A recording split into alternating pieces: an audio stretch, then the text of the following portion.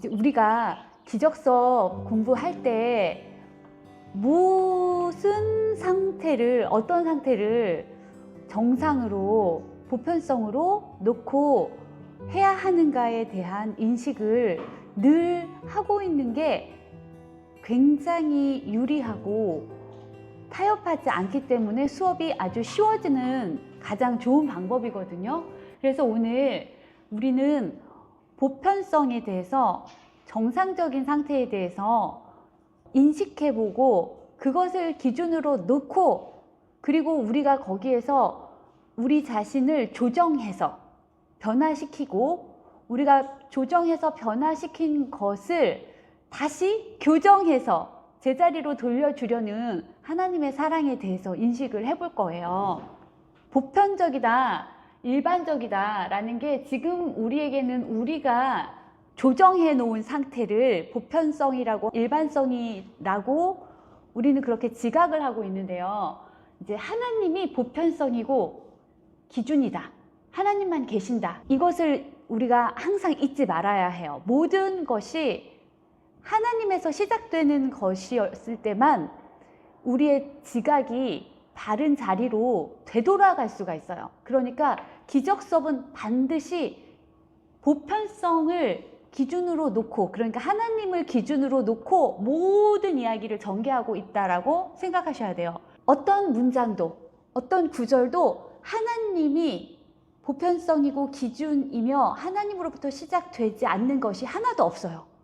그런데 어떤 문장에 그게 안 쓰여 있다 해도 모든 문장에 이미 그것을 기준으로 놓고 하고 있다는 거, 그러니까 하나님만 계시다는 거, 하나님이 보편성과 기준이라는 것을 놓고 시작하고 있다고 나는 항상 인식하고 있어야 돼요. 그러려면 내 마음이 아예 그냥 거기에서 시작하면 되겠죠. 아예 하나님에게서 시작하면 돼요. 그래서 모든 글은 하나님에게서 시작되고 모든 생각은 하나님에게서 시작되어야 해요. 그러니까 모든 공부도 하나님에게서 시작돼야 돼요.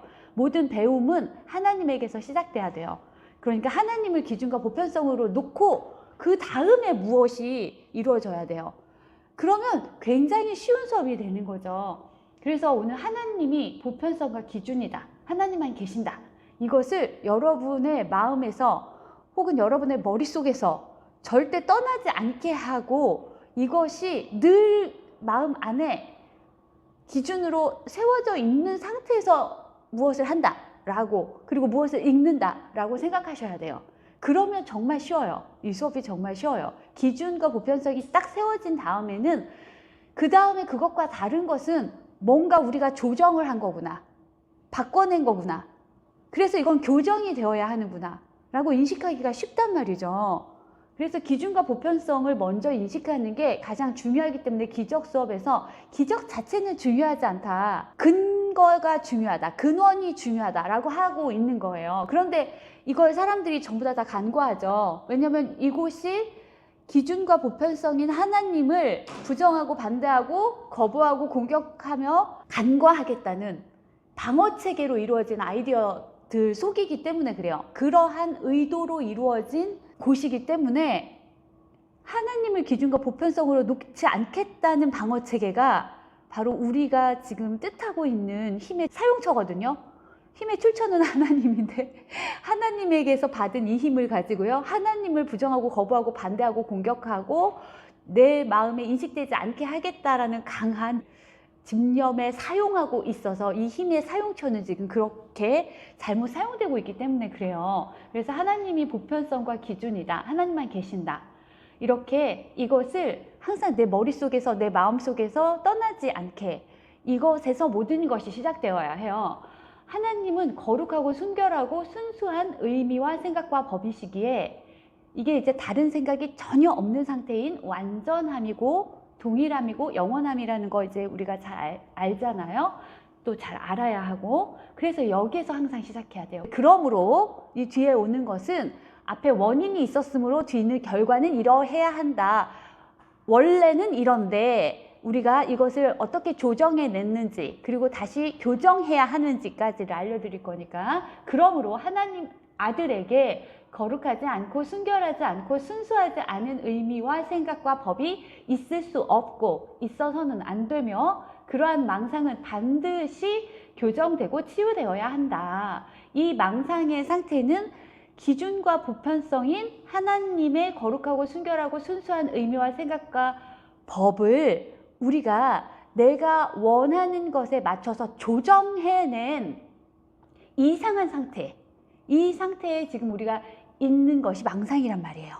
그래서 영이신 하나님이 라고 할 때 이 영이 아까 말한 거룩하고 순수하고 순결한 의미와 생각과 법이어서 완전하고 동일하고 영원한 상태라는 사고체계, 그 사고체계를 영이라고 하는 거거든요. 영에 함축되어 있는 의미가 이렇게 많은 거예요. 그리고 또 영에는 거룩하고 순결하고 순수한 의미와 생각과 법을 공유하고 소통하여 사랑하는 상태다라는 것까지가 다 영에 속해요. 영의 속성인 거예요. 그것을 하나님이라고 하고 영이라고 하는 거예요. 그래서 영이라고 쓰여 있으면 어떤 의미가 들어있는지 여러분은 인식하셔야 돼요. 거기에서 시작해야 되니까, 항상 거기에서 시작해야 되니까 다시 한번 잘 인식을 해보면 하나님이 보편적인 기준이신데 그 하나님만 계시는데 그 하나님은 거룩하고 순결하고 순수한 자신의 속성과 의도를 부여한 의미이시고 그 의미들이 모여서 이루어진 내용이시며 메시지인 말씀이란 말이에요. 그 말씀을 생각이라고 하는 거예요. 하나님이라는 생각. 그리고 그 생각을 확장하고 보존하는 법으로 이루어져 있으신 것이 하나님이신데 이러한 하나님은 완전하고 동일하고 영원한 사고체계이시다. 그 사고체계는 공유되고 소통되는 법으로, 그러니까 사랑이라는 법, 사랑하기라는 법으로 보존되고 확장되어서 동일하고 완전하고 영원하다. 이러한 사고체계가 영이다. 예, 이렇게 영에 대해서 인식을 하시면 이러한 영이 바로 하나님이시고 하나님의 자아가 바로 이러한 사고체계이고 자아나 본인 자신이나 같은 말이에요. 그러니까 하나님 본인 자신, 하나님의 자아가 이러한 사고체계이신 영이다. 그리고 하나님 아들도 그렇다는 거예요. 영이신 하나님이 거룩하고 순결하고 순수한 의미와 생각과 법이시며 그 의미와 생각과 법을 언어로서 가지고 계시는 자신이 그러한 자아이시기도 하시면서 자신이 그러한 언어이기도 하신, 그러한 사고체계이시자 그러한 언어이기도 하신 하나님이 영이다 라고 말하는 것이고, 그렇다면 하나님 아들도 그러한 영이기 때문에 하나님 아들에게는 다른 의미나 다른 생각이나 다른 법이라는 죄는 없다. 그래서 하나님만 계신다. 하나님 아들에게는 죄가 없다. 이것을 기준과 보편성으로 놓는 거예요. 그런데 원인은 하나님이시고 그러므로 하나님 아들에겐 죄가 없다가 결과인 거예요. 이것은 바뀔 수 없어요. 그러니까 하나님이라는 순수하고 순결하고 거룩한 의미와 생각과 법이자 그 법을 공유하고 소통하는 사랑의 확장체계, 그 확장체계인 사고체계는 절대로 변하지 않는 완전하고 동일하고 영원한 우리의 자아인 상태이기 때문에 하나님의 그러하심과 우리의 그러함은 동일해서 이것은 바뀔 수 없다라는 말이 하나님만 계신다. 하나님이 보편성이고 기준이시다. 그리고 하나님의 아들도 하나님과 같다. 따라서 하나님 아들에게는 죄가 없다라는 이 법이, 사랑의 법이 이곳에도 적용이 되어서 그렇지 않은 상태로 우리 자신을 조정해낸, 우리를 교정하게 되는 것이 기적이에요. 다시 정상으로 되돌리는 것. 그러니까 지금 우리는 이런 정상인 상태를 우리가 조정을 했어요.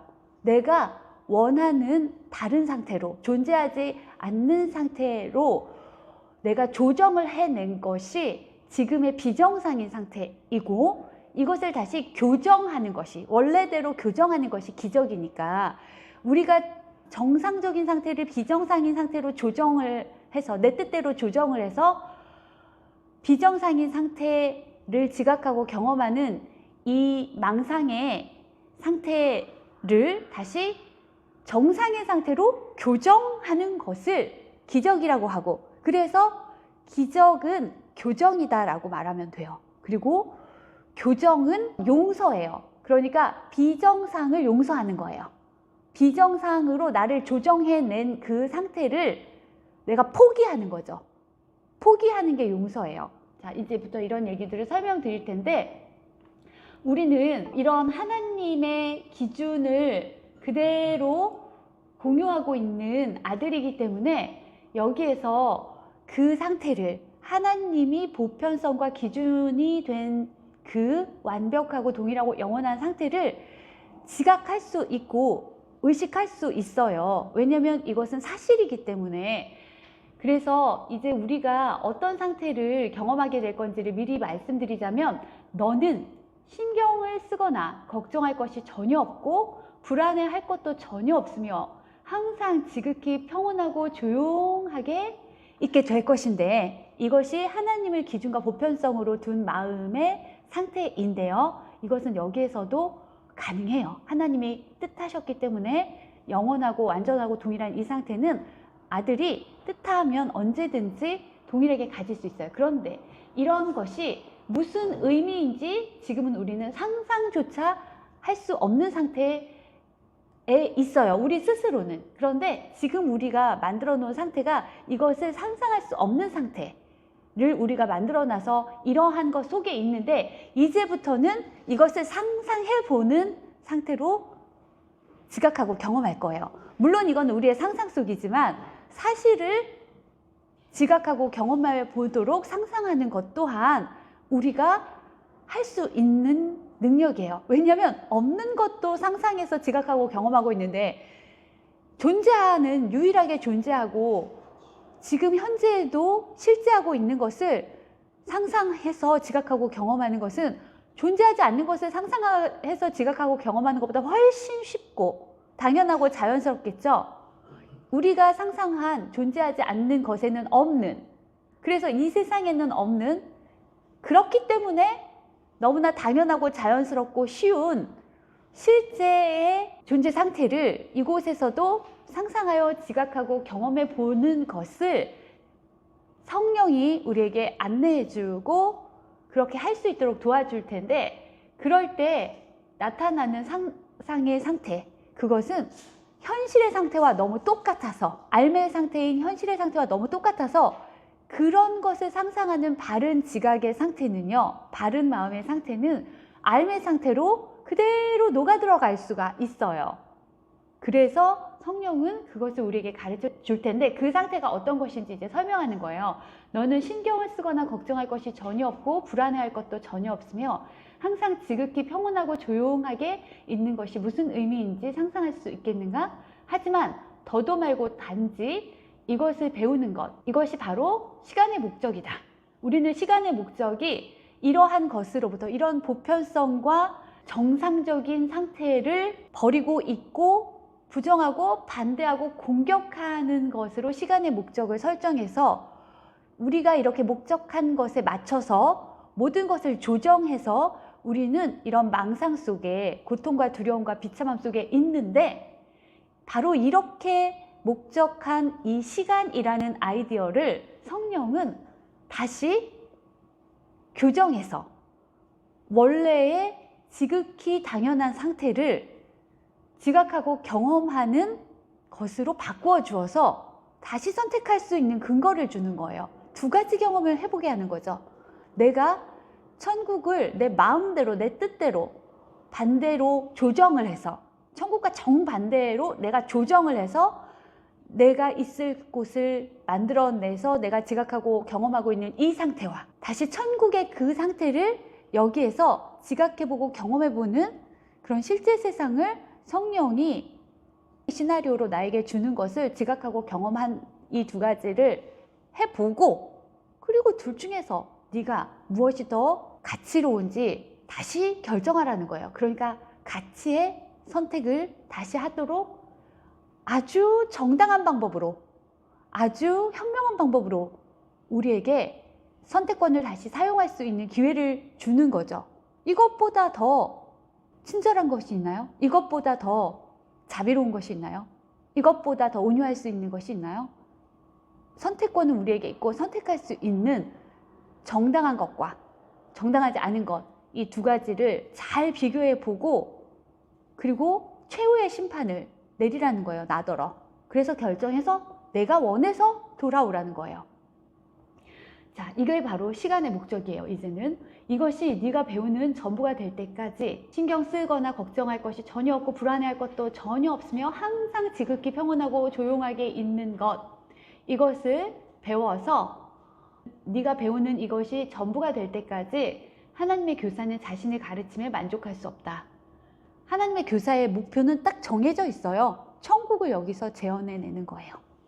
그래서 그것을 내가 선택할 만한 것으로 인식하고 원해서 돌아갈 수 있도록 도와주는 거예요. 네가 아주 일관된 학습자가 되어서, 여기서 중요한 거는 일관된 학습자가 되라는 거예요. 네가 너의 뜻대로 천국을 너의 뜻에 맞춰 조정해 내어서 너에게 가르치고 배우게 했던 그 학습 말고 성령이 천국의 상태 그대로를 너에게 가르쳐 주려고 하는 그것만을 일관되게 배우는 학습자가 되어서 오로지 그것을 알려주는 바로 그 교사인 성령으로부터만 배울 때 그의 가르치는 기능이 비로소 완수된다. 이것이 일어났을 때 너에게는 더 이상 교사도 배우기 위한 시간도 필요하지 않을 것이다. 왜냐면 너는 바람직한 선택을 마땅히 하게 될 것이기 때문에. 자, 그러면 이제 우리가 조정이 무엇인가, 기적 수업에는 조정이 나오고 교정이 나오죠.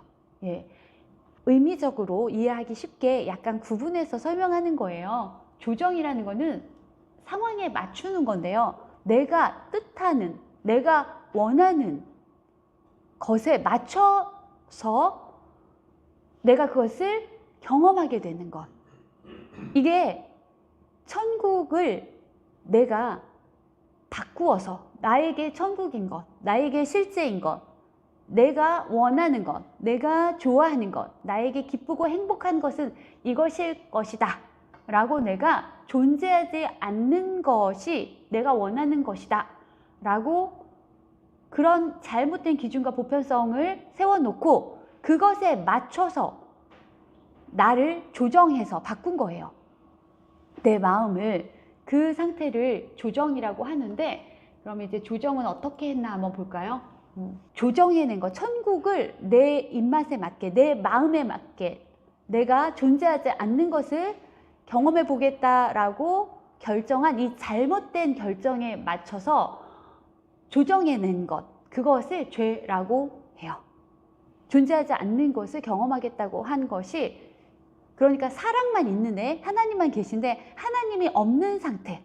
그러니까 하나님과 나는 하나로서 존재하는데 하나님이 없고 나만 있는 상태, 나만 홀로 있는 상태를 경험해 보겠다고, 그래서 그런 뜻에 맞춰서 모든 것을 조정해낸 것이 하나님이 없는 상태, 사랑이 결핍된 상태라는 것인데, 그게 바로 죄예요.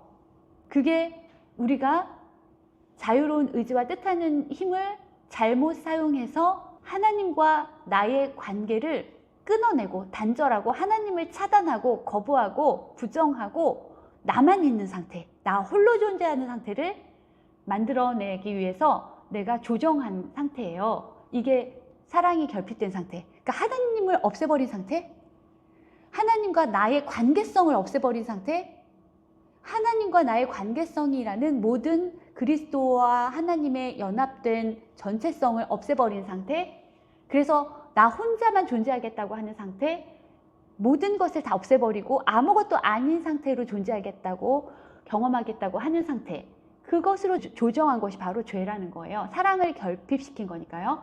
죄에 대한 믿음, 그러니까 사랑의 결핍에 대한 믿음, 하나님 없고 나만 있는 것에 대한 믿음은 곧 조정이다. 기준과 보편성, 완벽하고 동일하고 영원한 것을 내가 완전히 다 반대로, 거꾸로 다 조정해 버리겠다고 한 거예요. 존재하는 것이 아닌 존재하지 않는 것으로 이걸 내가 원한다고 하고 다 조정한 거예요. 이 뜻을 기준으로 해서, 보편성으로 해서 이 의지를, 이 목적을 기준과 보편성으로 놓고 모든 걸 여기에 맞춰서 조정을 한 거예요. 그러니까 무엇이 있을 때는 어떤 목적이 있고 뜻이 있어야만 이루어질 수 있다는 거 아시겠죠? 예, 하나님도 그 자신이 의도이시고 의지이시고 목표이시고 목적이세요. 하나님의 속성이라는 것이 당신 자신의 의지, 의도, 뜻이에요. 그 속성이 의미들로 부여되어서 이루어지신 사고체계라고 했잖아요, 하나님이. 그렇다면 하나님은 어떤 뜻을 가지고 계시냐면, 하나님은 당신 자신의 생각을 모두에게 공유해 주고 모두와 소통함으로 사랑한다. 하나로서 이렇게 연합되어서 모두와 한 생각을 공유하고 그 생각을 주고받는 소통으로 모두를 사랑한다 라는 뜻을 갖고 계세요. 그 뜻으로 이루어진 의미, 내용, 메시지의 말씀이 그분의 사고체계예요. 그러니까 그분의 뜻이 곧 그분의 생각인 사고체계이고, 그분의 뜻이 그분이 부여해 놓은 의미들인 거예요. 그러니까 그분 자체가 그분의 뜻인 거예요, 하나님이. 마찬가지로 하나님 아들도 같은 뜻을 가지고 같은 의도를 가지고 같은 목적을 가져야만 하나님의 아들인데, 하나님의 아들이 안 되겠다고, 하나님의 아들이 아니겠다라는 결정을 한 것이겠죠. 하나님을 없앤다는 건 하나님의 아들인 나도 없애버리겠다는 거예요. 그렇게 뜻한 거예요. 우리가 지금 엄청난 뜻을 낸 거죠. 엄청나게 잘못된 뜻을 낸 거예요. 그러니까 이 뜻을 작은 것이라고 생각하시면 안 돼요. 이 의지를, 이 목적성을 작은 것이라고 생각하시면 안 돼요. 이 의지와 이 목적성이 지금 자기 자신을 그 의지와 목적성에 맞춰서 다 조정해내 버린 상태가 사랑을 결핍시킨 이 죄의 상태이기 때문에 그래요. 죄에 대한 믿음은 곧 조정이다. 그러니까 일단 뜻을 정했죠. 정상과 보편성을 다 버린다, 잊는다, 부정하고 반대하고 거부하고 공격한다. 그래야 내 뜻이 이루어질 수 있으니까. 그래서 이 사고체계 자체가 공격의 사고체계예요. 그리고 방어체계고, 이 죄라는 사랑의 결핍이라는 사고체계가 말이에요. 이러한 것을 원하는 죄, 이것에 대한 믿음은 곧 조정이다. 조정은 변화이며, 이 변화는 완전하고 동일하고 영원한 것에서는 없는 것이에요. 조정은 변화이며 지각의 변동 혹은 어떤 것이 전과 달라졌다는 믿음이다. 이렇게 믿기로 결정해서 믿어진 거예요. 먼저 뜻을 세웠죠. 그게 결정이에요. 그게 의지거든요. 뜻을 먼저 세운 거예요. 결정을 한 거예요. 그렇게 의지를 낸 거예요. 그래서 조정이 시작됐죠. 변화가 이루어졌죠. 그리고 달라졌죠. 그리고 믿어졌죠. 따라서 모든 조정은 왜곡이다. 그래서 지금 우리의 사고체계는 다 왜곡되어 있는 속임수예요. 따라서 모든 조정은 왜곡이며 실제에 맞서 조정을 떠받치기 위한 방어 수단을 필요로 한다. 실제에 맞서서 자기 혼자 지금 공격하고 방어하고 전쟁을 벌이고 있는 상태예요. 왜냐면 실제가 있기 때문에 내가 실제를 반대로 해서 만드는 사고체계를 유지하려면 계속 이 사고체계라는 것 자체를 유지한다는 것 자체가 실제를 반대하고 있는 의지여야 해요. 뜻이어야 돼요. 목적이어야 해요. 그래야만 이게 나한테 지각이 되고 경험이 돼요. 그러니까 지금 우리가 이걸 지각하고 경험하고 있다는 것 자체에 얼마나 어마어마한 온 힘이 다 해서 사용되고 있는지 이해되시죠? 방어 수단을 지금 철저하게, 공격 수단을 철저하게 지금 내 자유로운 의지와 뜻하는 힘을 온 마음을 다해서 사용해서 유지하고 있는 중인 거예요. 알은 천국의 그 완전하고 동일하고 영원한 정상적이고 보편적인 상태는 말이에요. 어떤 조정도 필요하지 않으면 이미 완벽하기 때문에요. 사실 어떤 변동이나 변화가 시도되면 알은 상실된다. 그런데 우리가 지금 무엇을 해서 이렇게 되었는지, 알을 다 깡그리 잊어버렸는지 알 수 있죠. 그러니까 우리에겐 지금 엄청난 의지와 의도와 뜻이 사용되고 있어요. 그리고 유지되고 있어요. 하나님과 나의 관계성을 버리고 있고 나 혼자만 존재하겠다는 천국을, 그러니까 하나님을 정반대하는, 공격하고 부정하고 방어하는 뜻이 지금 현재의 우리의 이 지각과 경험의 상태 그 자체라고 보시면 되는 거예요. 그렇게 알 상실시킨 그러한 시도는 알을 즉시 지각으로 격하하기 때문이다. 무슨 얘기냐면 이제부터 내가 아는 것은 하나님이 알고 계신 그 보편성과 그 정상적인 상태가 아니야. 하나님 없는 걸 내가 원했잖아요. 이제부터 안다는 것은 내가 뜻한 그것, 내가 목적한 그것이 이제부터 아는 것이다 라고 내가 지각을 알미라고 조정했죠. 내가 지금 그렇게 뜻한 것을 내가 지각하고 경험하는 이 상태를 알미라고 조정을 해놓은 거예요. 지각이란 확실성이 상실되고 의심이 끼어들어온 보는 방식에 불과하다. 자, 여기서 확실성은 하나님이거든요. 하나님을 상실시키고, 그리고 하나님이라는 게 과연 존재하나? 하나님이라는 것이 과연 있기나 하나? 라고 의심하는 그런 방식에 불과해요. 그러니까 내가 이렇게 결정했으니까 이렇게 지각되고 경험되는 상태인 거예요. 이런 게 지각이라는 거예요. 그러니까 하나님에 대해서 불신하고 하나님에 대해서 반대하고 공격하고 거부하고 저항하는 상태를 그냥 지각이라고 하면 돼요. 그래서 이 상태를 그른 지각이라고 해요. 그냥 지각 이꼬르 그른 지각. 예. 성령이 우리가 지금 이렇게 그른 지각으로 조정해 놓은 걸 교정해서 바른 지각을 만들어주는 거예요. 이렇게 손상된 상태에는 과연 다시 조정이 필요하다. 그것이 성령이 하는 교정이에요. 왜냐하면 너희가 이렇게 기준과 보편성인 하나님을 너희 뜻대로 조정해 놓은 것은 참이 아니기 때문이다. 진리는 단지 너의 정체만을 요청하거늘, 나의 정체는 하나님의 아들이죠. 하나님의 아들이기만을 요청하거늘 네가 과연 무언가를 이해하기 위해 진리에 맞춰 조정할 필요가 있겠는가? 지금 우리가 또 무언가를 이 상태에서 또 진리에 맞춰서 무언가를 조정한다고 하면 우리한테 지금 진리는 뭐예요? 가짜 생각이 진리고 가짜 의미가 진리고 하나님을 없애고 나 혼자 존재하겠다는 게 진리예요. 그러면 이 진리에 맞춰 또 무엇인가를 또 조정하려 든다는 건 계속 내 이 의지를 강화하기만 할 거겠죠. 내 진리는 지금 하나님 없이 내가 혼자 존재한다가 진리니까요. 그러니까 아예 기준과 보편성이 다른 상태에서는 아무것도 하지 말아야 해요. 하면 할수록 더 강화만 돼요.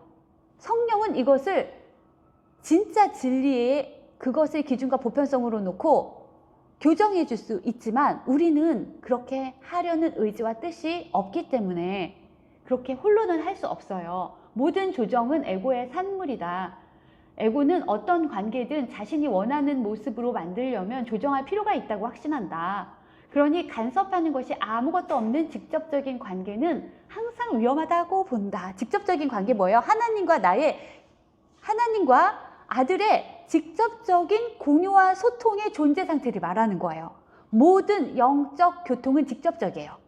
하나님과 공유하고 소통하는 직접적인 상태는 보편적이고 당연하고 자연스러운 상태예요. 이런 직접적인 관계는 성령이라는 상태예요. 이런 관계는 항상 어떻다고 본다고요? 위험하다고 본다고요. 그래서 여기에 간섭하죠. 그리고 이걸 조정해요. 에고는 자칭 모든 관계의 중재자로서 필요하다고 보는 어떤 조정이든 시도하고 만나려는 사람들을, 그러니까 성령과 만나려는 사람들을 분리하고 연합하려는 사람들을 연합을 막기 위해 그들 사이에 조정을 끼워 넣는다.